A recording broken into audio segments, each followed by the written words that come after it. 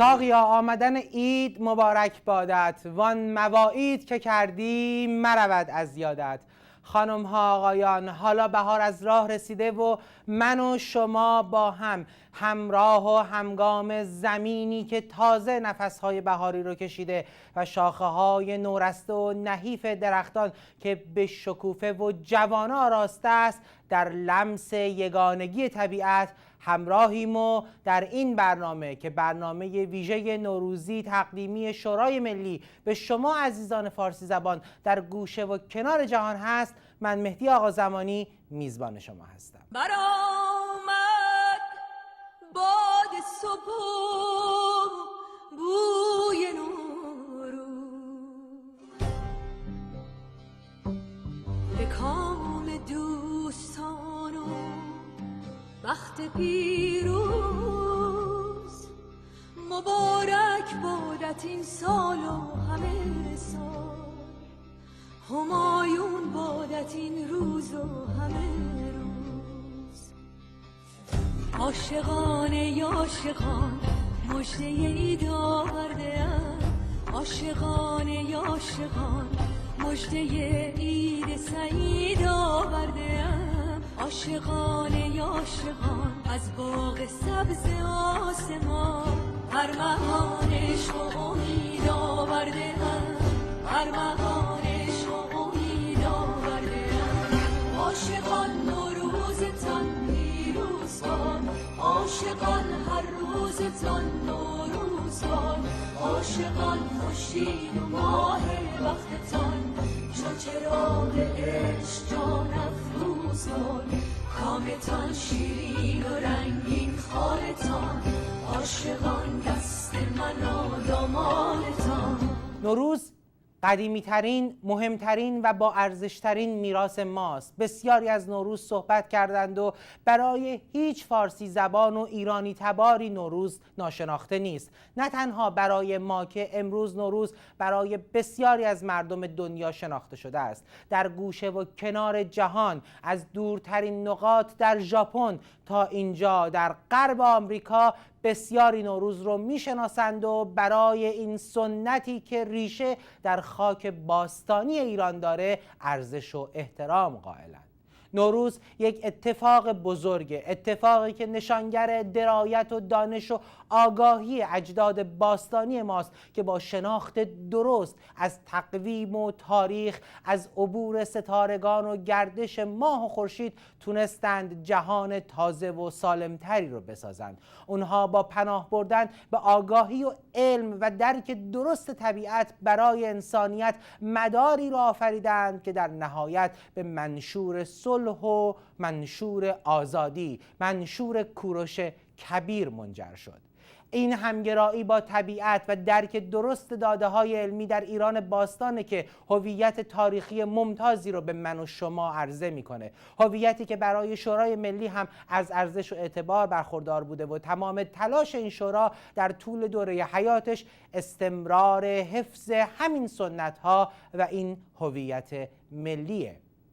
نوروز یکی از بزرگترین و مهمترین نشانه‌های هویت ملی ماست. هویتی که این روزها در اقصا نقاط جهان از ایرانیان، مردمانی صلح دوست، آگاه و دانشمند و عاشق طبیعت معرفی می‌کنه.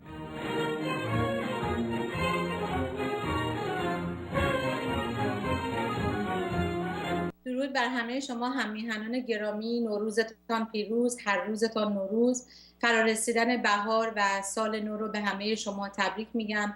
این نوروز آیین باستانی هزاران ساله ایران را خدمت شما و خدمت همه ملت‌های جهان، به ویژه ملت‌ها و کشورهایی که این آیین رو جشن میگیرن، فرخنده باد میگویم. امیدوارم که سال پیش روی سال خوبی باشه برای همه ملت‌های جهان، به ویژه مردم ما در ایران. سال خوبی باشه سرشار از شادی، سلامتی و پیروزی برای تک تک ایرانیان. یاد میکنم از همه خانواده هایی که عزیزانشون رو به ناحق از دست دادن، خانواده هایی که فرزندانشون اعدام شدن و کسی نیست که به فریاد اونها برسه. امیدوارم که ما رو در این غم و در مسیر احقاق حقوقشون ما رو شریک خودشون بدونن. همچنین یاد میکنم از همه خانواده هایی که فرزندان یا یکی از اعضایشون در زندان های جمهوری اسلامی هستند و در کنارشون در کنار سفره 7 سین با اونها نیستن.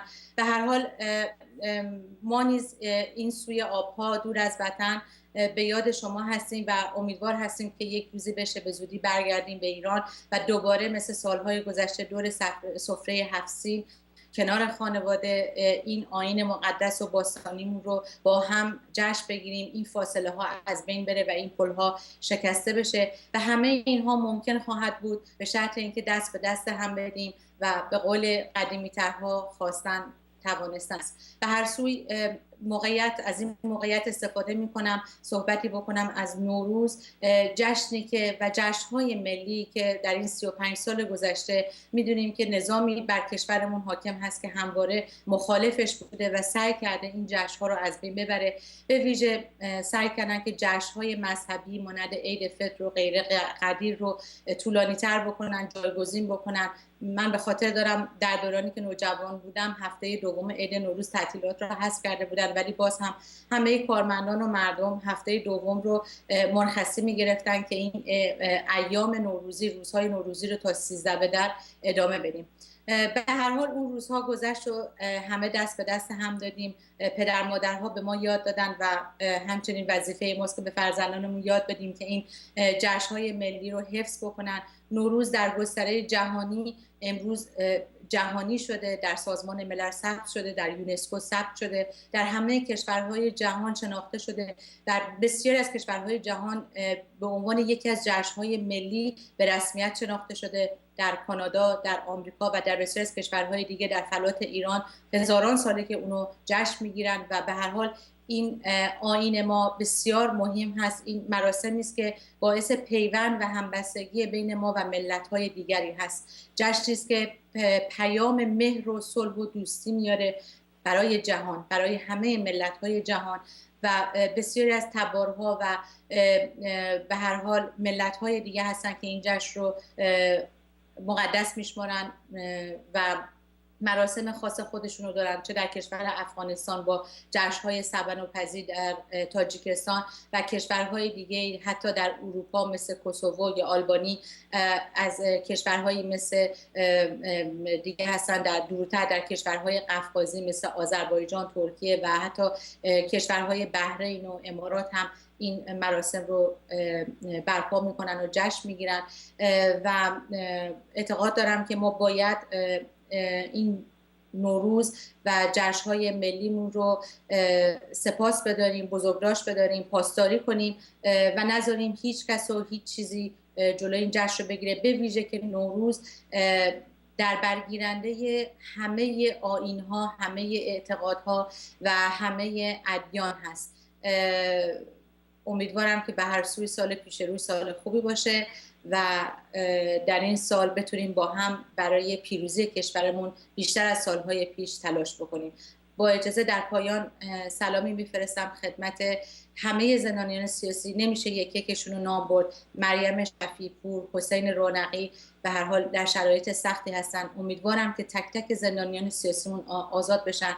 آقای تبرزدی و همچنین دیگر زندانیان سیاسیمون، به امید اینکه امسال سالی باشه که همه اونها آزاد بشن، اعدام لغو بشه و بتونیم دست در دست هم از این نظام گذر بکنیم و بریم به سوی برپایی دموکراسی و حاکمیت ملت در ایران و امیدوارم که بتونیم نوروز و چهارشنبه سوری آینده رو در کنار هم باشیم. سال نوتون مبارک.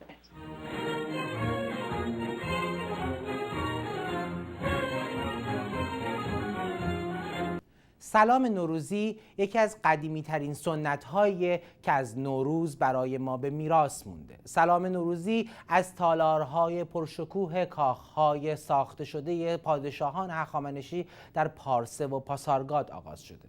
جایی که پادشاه فاتح هخامنشی بر تخت می نشست و فرستادگانی از اقصا نقاط امپراتوری بزرگ او با هدایای بیشمار به دیدارش می آمدند تا این هدایا رو به پای او بریزند و البته از او هدایایی بگیرند. هدایایی که در دلشون عشق و مهر و دوستی و صد البته صلح نهفته بوده. این سنت حتی امروز در میان من و شما هم رایجه. ما برای هم پیام‌های تبریک میفرستیم و به فراخور فرارسیدن نوروز از همدیگه یاد میکنیم و فراموش نمیکنیم که عزیزانی در کنار هم هستیم. یا حتی به دیدار بزرگترها میریم و از اونها طلب عیدی میکنیم. عیدی هایی که این روزها اگرچه در قالب هدیه های کوچک یا اسکناس های ریز و درشت خلاصه میشن، اما هنوز هم سرشار از پیام عشق و دوستی و پیام کوچک نوازی بزرگترهاست.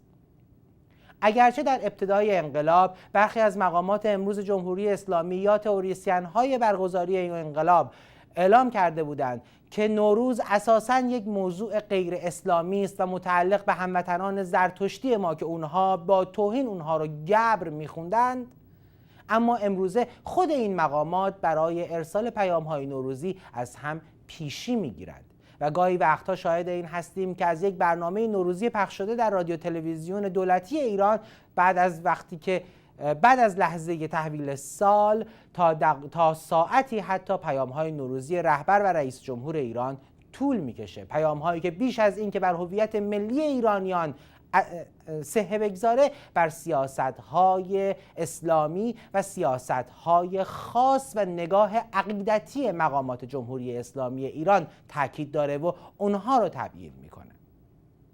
در دنیا هم امروزه به مناسبت نوروز پیام‌های ریز و درشتی ارسال میشه. شاید مهمترین اونها پیامی که از راهروهای کاخ سفید ارسال میشه و پرزیدنت اوباما رئیس جمهوری ایالات متحده آمریکا در طول دوران زمامداریش از سال 2009 تا کنون بیوقفه این پیام رو ارسال کرده. پیش از او هم پرزیدنت بوش برای چندین نوبت این پیام رو ارسال کرده بود. اما پیام فقط متعلق به چهره‌های سرشناس نیست، بلکه بسیاری از چهره‌های هنری، بسیاری از فعالان عرصه‌های اجتماعی و افرادی که مورد احترام مردم هم هستند نوروز رو بهانه‌ای می‌کنند برای اینکه پیام خودشون رو به گوش مردم برسونند، مردمی که اونها رو دوست دارند و به حرف اونها گوش می‌سپارند.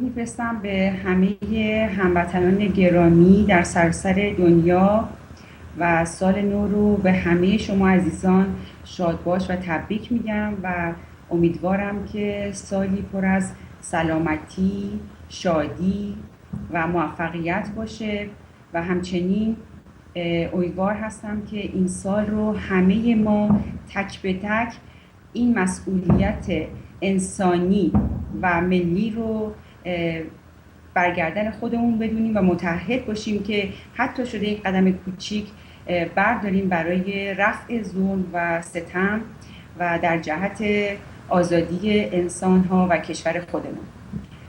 در مورد وضعیت کمیسیون حقوق بشر شورای ملی یک توضیحی حضور شما عزیزان عرض بکنم که ما برنامه‌های آموزشی و همچنین گزارشات روزمره و ماهانه و مرتب آماده کردیم و به سازمان‌های مختلف فرستادیم و برنامه‌های آموزشی دیگری هم داریم که به مرور منتشر خواهد شد و در اختیار شما هموطنان قرار خواهد گرفت.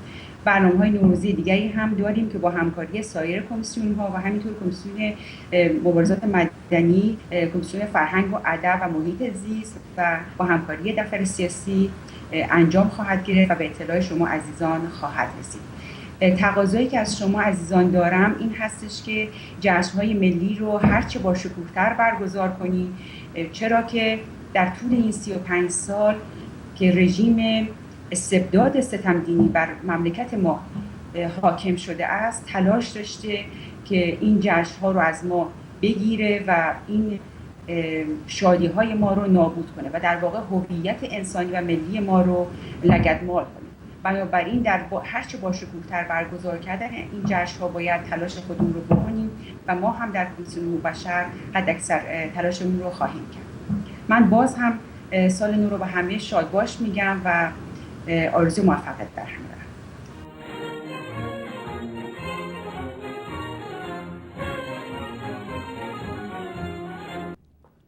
شاعر میگه نفس باد صبا مشک فشان خواهد شد، عالم پیر دگرباره جوان خواهد شد. فرقی نمیکنه این شاعر کی باشه، حافظ خوشنام و سخنسرا، سعدی نکته‌دان و دنیا دیده، مولانای اهل عرفان و عشق و یا حتی نوجوانی که این روزها دلش در یکی از شهرهای ایران گرفته و دل به شعر سپرده. نوروز در ادبیات ما هم جلوه دیرینه‌ای داره، جلوه‌ای که بسیار زیبا تجلی کرده و بسیاری از آثار ادبی ما رو در پیشینه کهن تا آثار معاصر تحت تاثیر قرار داده. اما شاید بی تردید یکی از پرگیراترین و پربیننده ترین آثار نوروزی ترانه‌های نوروزی باشه که در 30 و چند سال گذشته به همت هنرمندان و خوانندگان مردمی ساخته شدند و در اختیار مردم قرار گرفتند. بسیاری از نامآوران هنر خودشون رو در بسیاری از نامآوران هنر موسیقی توانایی خودشون رو به کار گرفتن تا با ترانه‌های شاد نوروزی شادمانی رو به خانه‌های مردم ببرند. فراموش نکنید هر ترانه شاد در جامعه‌ای که غم زده است و در جامعه‌ای که با این باور که مردم باید غمگین باشند تا سر تمکین در مقابل حکومت فرود بیارند، یک حرکت مبارزاتی قوی و محکم برای دفاع از هویت ملی ماست. هویتی که بر اساس جشن و شادی، بر اساس آزادی و امنیت در دوره باستان شکل گرفته و اگرچه برای قرون متمادی تحت تاخت و تاز و بیگانگان بوده، اما هویت قدرتمندی که در اون نهفته است تونسته ستونهای محکم اون رو از جمله نوروز، از جمله 13 به در و دهها جشن پر از شور و نشاط دیگر رو سر پا نگه داره. ستونهایی که به استواری ستونهای تخت جمشیدند و آینده ایران روی اونها بنا خواهد شد. آینده‌ای که مرهون شادی من و تو خواهد بود و البته خانه شادی برای همه ایرانیان، چه اونها که امروز در خاک وطن هستند و چه اونها که کوله‌بار غربت بر دوش به عشق وطن شاد میخونند. درود به شما. من افشین جمع از کشور کانادا خدمتون صحبت میکنم و خوشحالم که این موقعیت رو به من دادین که بتونم با هموطنانم صحبت بکنم و بتونم این آغاز سال نو رو به تمام هموطنانم چه در ایران و چه در هر جای دیگه که در دنیا هستن تبریک بگم و همینطور برای کسانی که این جشن باستانی رو با سرور و پایکوبی جشن میگیرن که در خارج ایران هم هستن. اگر به خاطر داشته باشین من فکر میکنم حدود 13 کشور دیگه هستن که نوروز باستانی رو جشن میگیرن. کشورها اکثرا کشورهای منطقه خودمون هستن در ایران. من خواهش میکنم از تمام هموطنانم چه در ایران و چه در خارج از ایران، خواهشم اینه که بتونیم این سال نو رو بیشتر از همیشه، علتم عرض میکنم چرا بیشتر از همیشه، جشن بگیریم، چه در منزل و چه در خارج از منزل، و همینطور برنامه چهارشنبه سوری رو، و علتش هم اینه که جمهوری اسلامی و کسانی که سردمداران این رژیم هستند نمیخوان که ما مردم ایران به گذشته پر افتخارمون برگردیم. اون چی که آنها میخواهند این است که ما با سیستم عزاداری و ناله و مصیبت بتونیم زندگیمون رو بگذرونیم، در حالی که نیاکان ما اینو برای ما باقی گذاشتن که ما بتونیم با این جشن و جشن‌های دیگه‌ای که متاسفانه جمهوری اسلامی نمیذاره که یا اصلا جزء برنامه‌اش نیست که به ما اجازه بده این کارو بکنیم، میخوان که همون برنامه‌های عزاداری رو به ما تحمیل بکنن.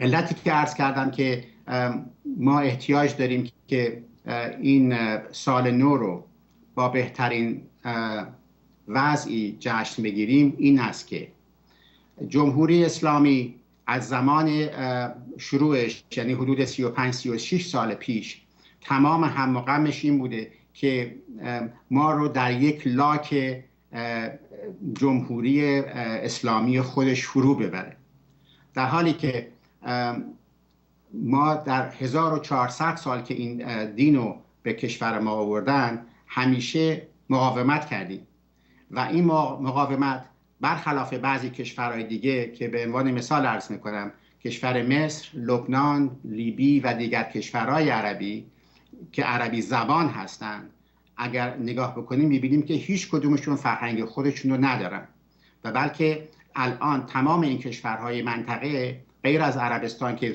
زبانشون عربی بود الان همشون زبان عربی دارن، در حالی که قبلا زبان دیگه ای داشتن. بنابراین یکی از خواهش‌های من دیگه این هست که هموطنان عزیز، زبان فارسی شیرین است و این زبان رو حفظ بکنیم. خوشبختانه در داخل ایران و خارج از ایران فرهیختگانی هستند که شب و روز کار میکنن که جایگزینی برای لغات عربی پیدا بکنن و همچنین از هموطنان عزیزم خواهش میکنم، تمنا میکنم اگر اسمی برای فرزندانشون انتخاب میکنن اسم اسامی فارسی رو انتخاب بکنن. دیگر از نکاتی که میخواستم خدمتتون برای این شادباش نوروزی خدمتتون عرض بکنم این است که جمهوری اسلامی در این 35 سال تا اونجا که تونسته و ادامه خواهد داد ما را با فرهنگ عربی و فرهنگ اسلامی آشنا بکنه و تا اونجایی که میتونه از این کار سوء استفاده بکنه. اگر اطلاع داشته باشین که حتما هم اطلاع دارین، میدونین که مدارس رو در هر مدرسه یک نفر آخوند قراره بذارن یا گذاشتن که مسائل اسلامی و مذهبی رو به بچه‌ها درس بدن. اشکالی نداره، هیچ کی مخالف مذهب و دین نیست، ولی اگر قراره که اینها باعث بشه که ما فرهنگمون رو از دست بدیم این قابل قبول اصلا نیست. بنابراین خواهش میکنم به فرزندانتون اون چیزی که باید و شاید گفته بشه خواهش میکنم بگویید. هدف جمهوری اسلامی تغییر فرهنگ است. هر کشوری که هر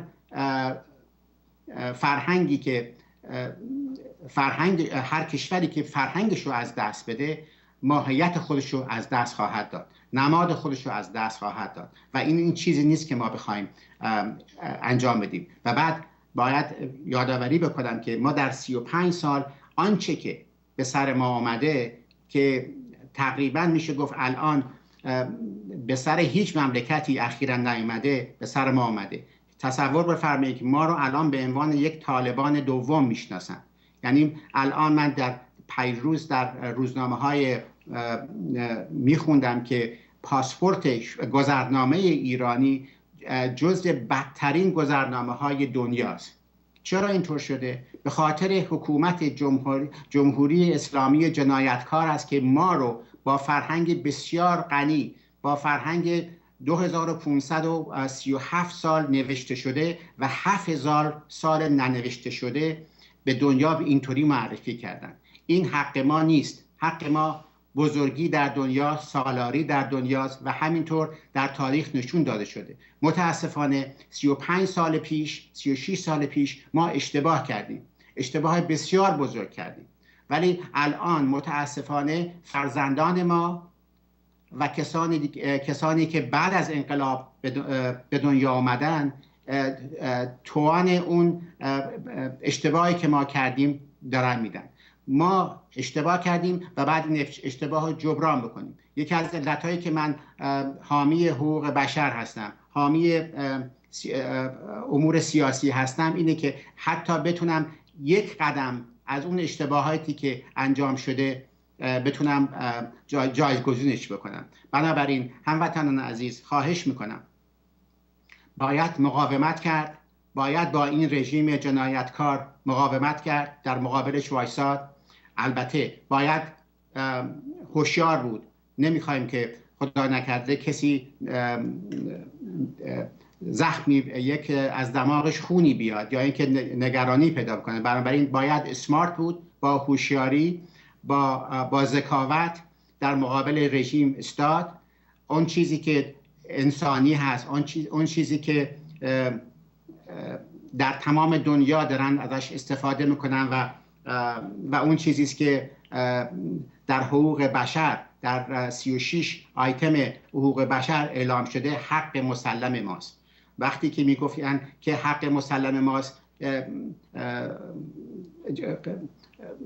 انرژی اتمی حق مسلم ماست، ما باید بگیم که هوای سالم حق مسلم ماست، آب سالم حق مسلم ماست، داشتن پاسپورت درست حق مسلم ماست، پول ایرانی که الان بسیار ارزشش پایین رفته حق مسلم ماست، مساوات بین زن و مرد حق مسلم ماست، داشتن رودخانه ها و دریاچه های پاک و آب زلال حق مسلم ماست،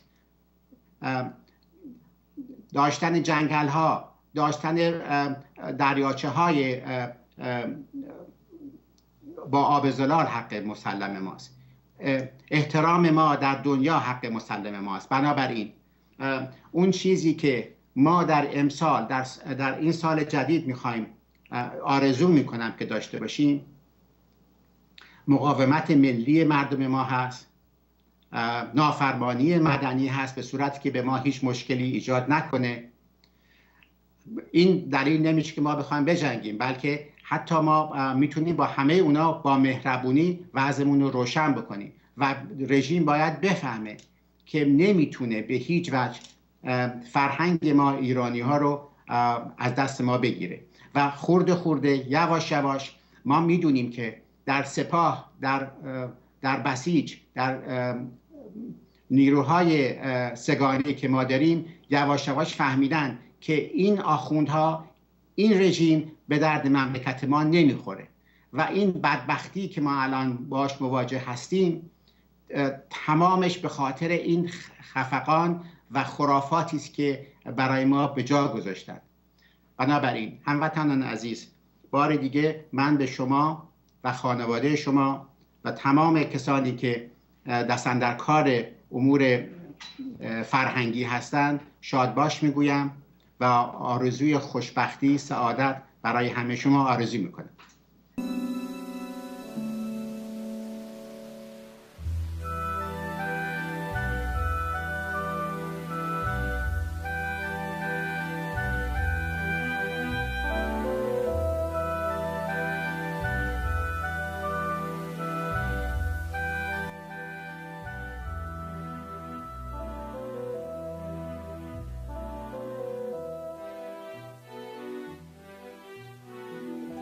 سر اومد زمستون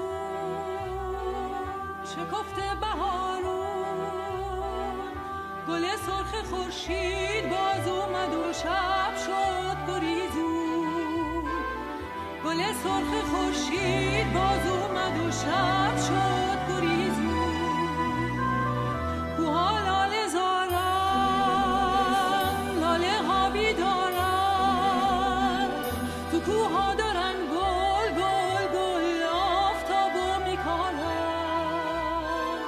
تو کوها دارن گل گل گل آفتابو میکنن.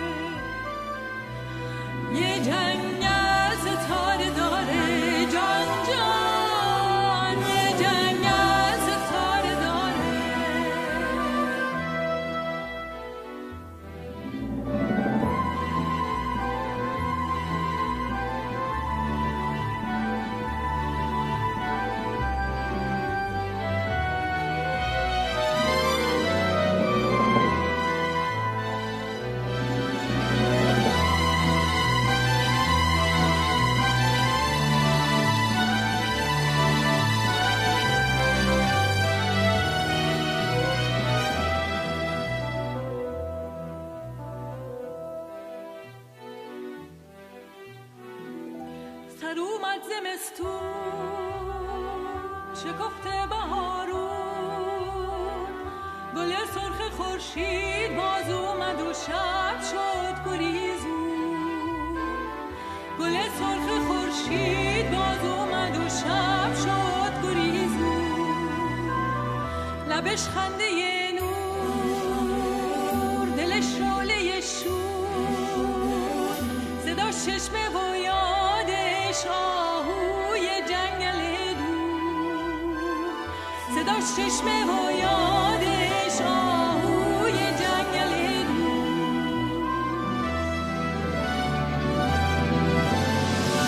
توی کوهستون دلش میداره تفنگ و گل و گندم داره میاره، توی سینش جان جان جان، توی سینش جان جان جان، یه جنگل ستاره داره جان جان، یه جنگل ستاره داره، یه جنگل ستاره داره جان جان، یه جنگل ستاره داره.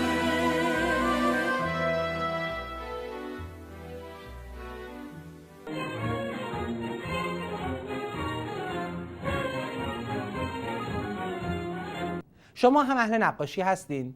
شما هم اهل رفتن به موزه نقاشی و دیدن آثار هنرمندان هستین؟ چند بار در کنار حجاری‌های تخت جمشید ایستادید و به اونچه که هویت ما رو ساخته نگاه کردید، یا تصاویری از آثار هنرمندان باستانی و کهن و معاصر رو مورد بررسی قرار دادید؟ به نقش گلها و بوته ها نگاه کردید، به شکوفندگی و زایندگی بهار که جلوه میکنه در تابلوی نقاشان خوشنام و گمنام و هیچ فرقی هم نمیکنه. هر جا که نوروز سر زندگی و زایش رو باز میکنه، هر تابلویی تبدیل میشه به تصویری از بهار. نوروز، این پیشین ساز تاریخ ایران امروز، حقیقتاً تونسته هنر ایران رو هم تحت تاثیر خودش قرار بده و یکی از چشمگیرترین جلوه ها از نوروز در آثار هنرهای تجسمی و نقاشی ایرانی جلوه کرده. نقاشی هایی که گاهی گداری بر سر گچبری های دروازه های قدیم شهرهای بزرگ ایران، در سردر کاخها، در روی بوم نقاشان خوشنام و گمنام و تفاوتی نمیکنه. هر کسی که ذوقی داشته و رنگ به دست گرفته، بی تردید سبز رو با بهار و شادمانی رو با نوروز جلوه‌گر کرده در تابلویی که خودش مخلوق خلقت زایش شده است که سرشار از شادمانی نوروزیه.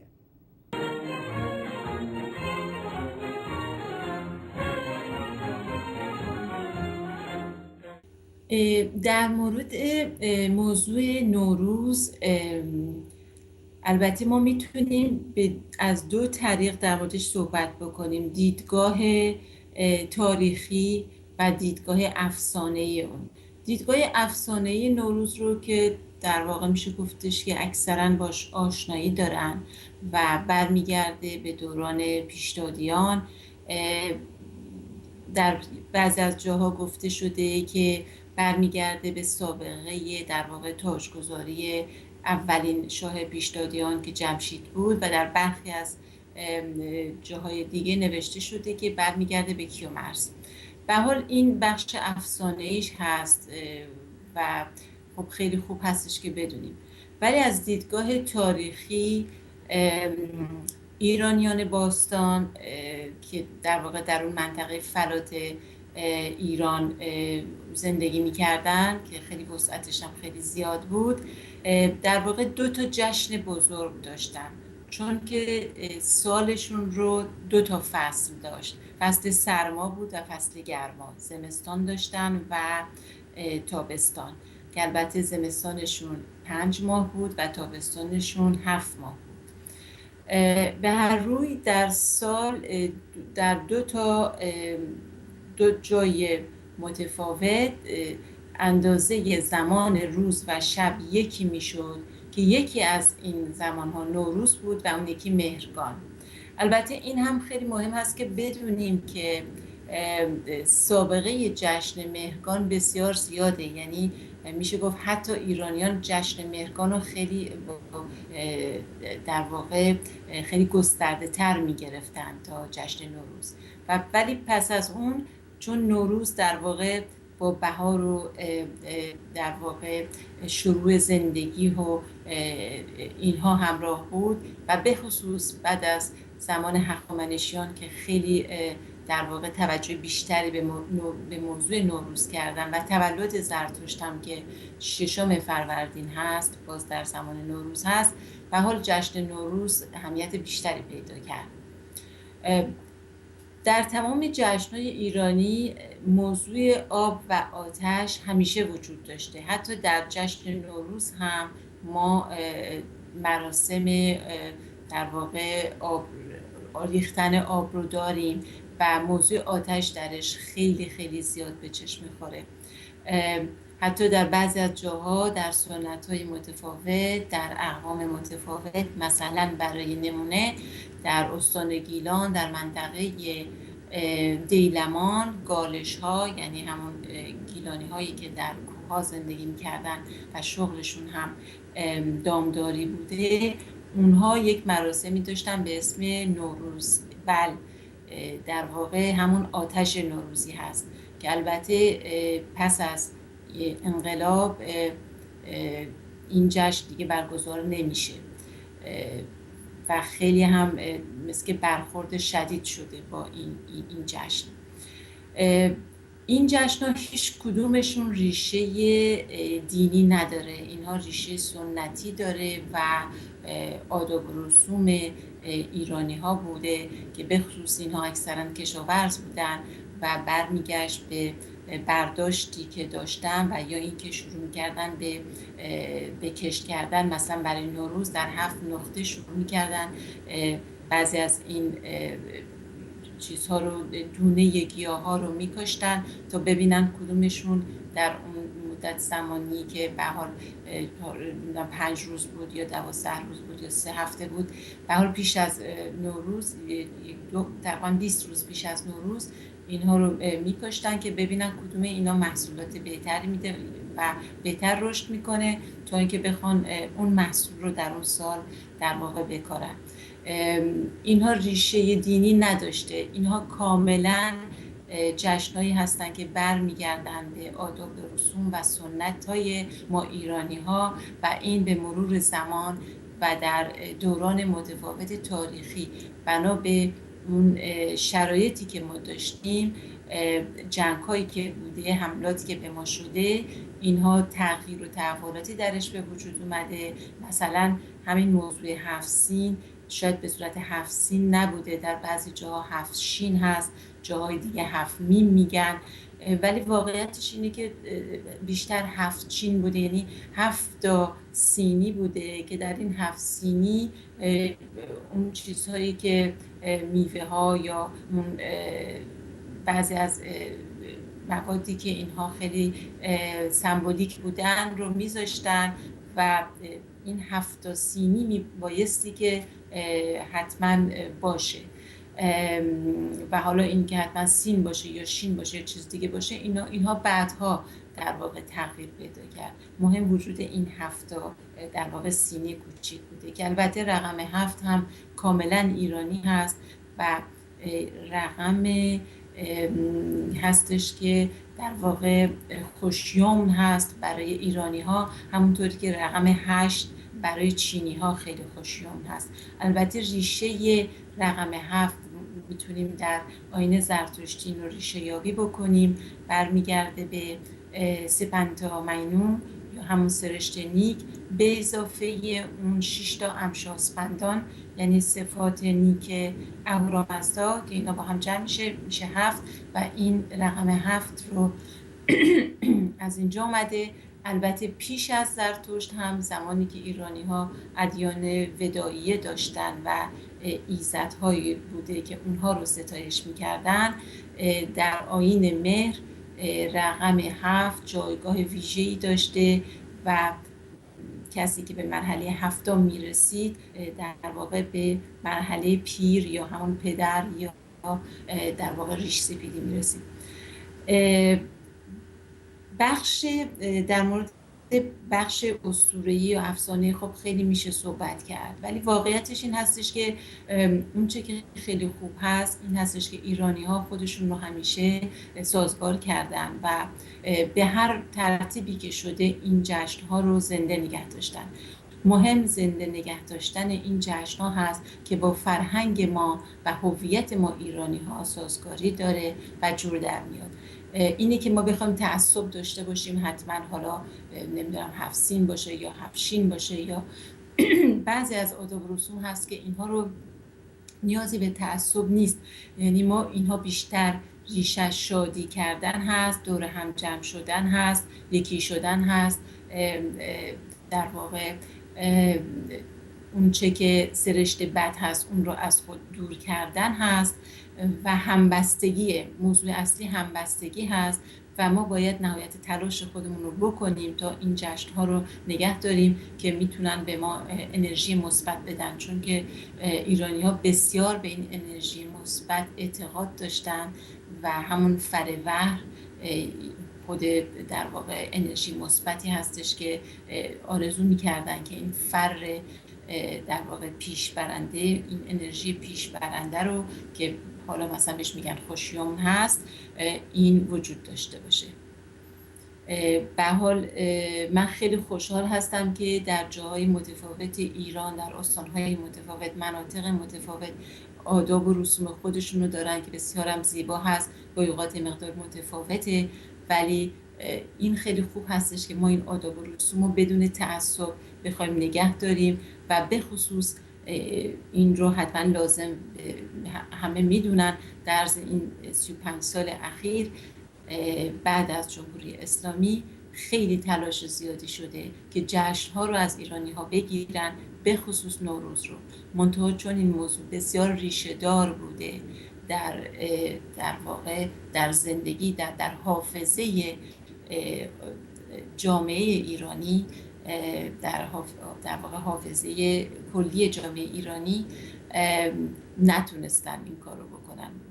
خوشبختانه متاسفانه برای اونها و خوشبختانه برای ما، برای اینکه اون چه که میتونه ما رو سربلند بکنه و در واقع یکی از موارد بسیار مهمی که میتونیم روش انگشت بذاریم مسائل فرهنگی و هویتی و تمدن خودمون هست که اینا رو به هر شکلی که شده باید زنده نگه داریم. به حال ایرانی‌ها همیشه علاقه‌مند بودن که جشن داشته باشن تا اینکه عزاداری بکنن.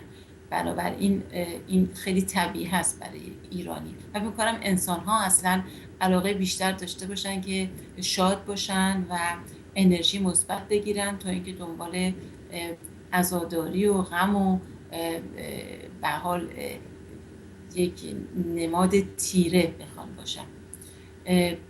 من یک بار دیگه نوروز رو به هموطنان عزیزم به خصوص به ویژه اونهایی که در ایران هستن تبریک میگم و سال سرشار از تندرستی و سرافرازی رو براشون آرزو مندم. سپاسگزارم.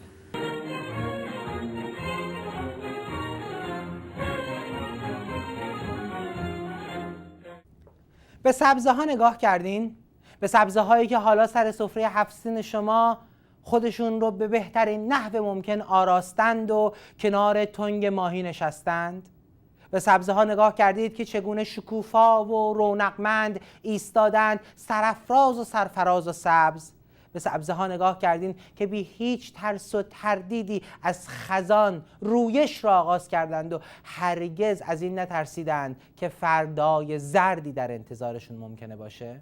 ما هم بعد از اونها یاد بگیریم که علیرغم همه سختی ها و شرایط بد میتونیم قدرتمندانه و محکم از خودمون دفاع کنیم و با رویش، با افتخار به ایرانی بودنمون زایشی دوباره و مجدد رو در جامعه خودمون ایجاد کنیم.